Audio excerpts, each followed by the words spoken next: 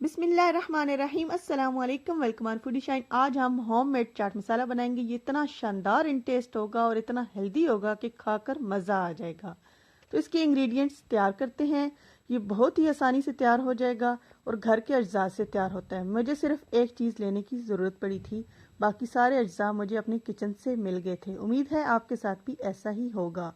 सबसे पहले मैंने अनारदाना लिया, ये 1 खाने की चम्मच है।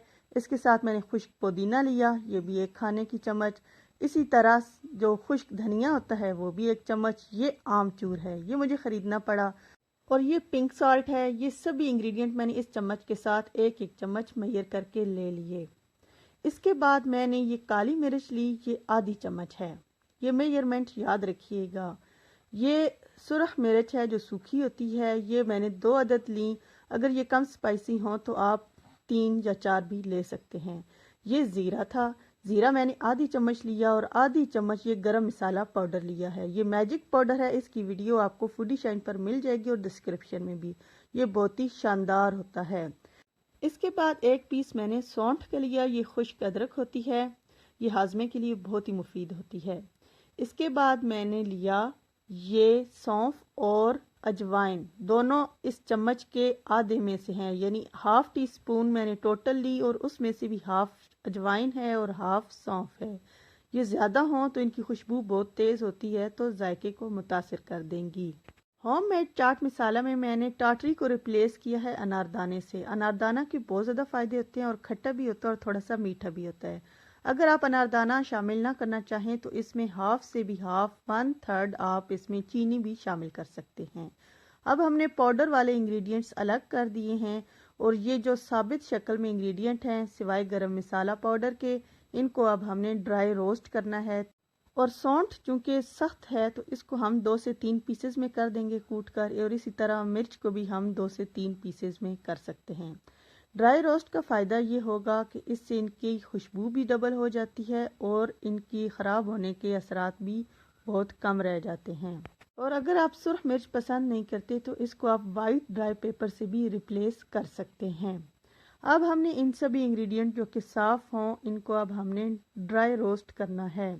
इससे इनको हम नेचुरल तरीके से लॉन्ग प्रिजर्वेटिव आइटम बना देंगे।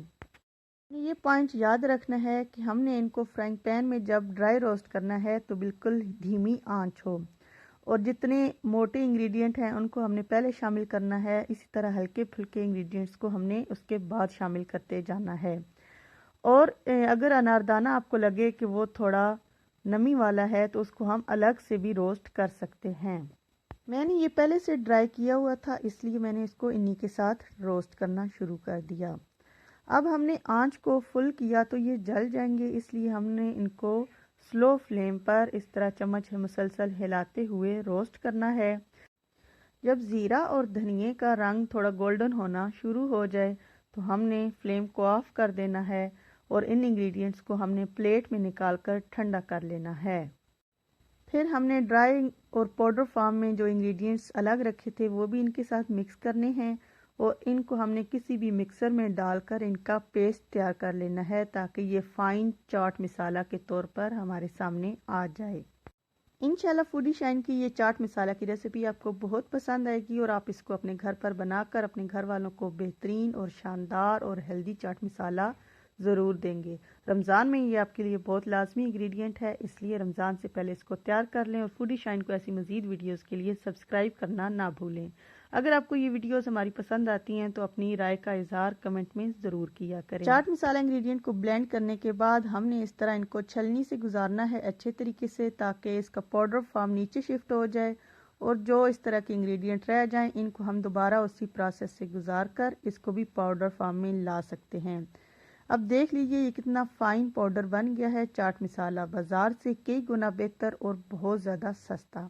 उम्मीद है आप ये रेसिपी ज़रूर ट्राई करेंगे, अपने घर वालों को होममेड चाट मसाला से ज़रूर लुत्फ़अंदोज़ करवाएंगे।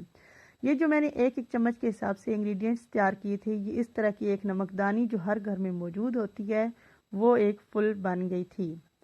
इस तरह की नमकदानी में चाट मसाला को शिफ्ट करने का फ़ायदा ये होता है कि आप इसको दस्तरखान पर रख दें हर खाने के साथ, और हर फर्द अपनी ज़रूरत के हिसाब से चाट मसाला अपनी प्लेट में डालकर अपने खाने का लुत्फ़ दोबाला कर सकता है फुल वीडियो वॉच करने के लिए आपका शुक्रिया। मजीद वीडियोस के लिए फूडी शाइन को विजिट करते रहें। 3 चम्मच के हिसाब से मैंने इतना चाट मसाला तैयार कर लिया अपने घर के इस्तेमाल के लिए।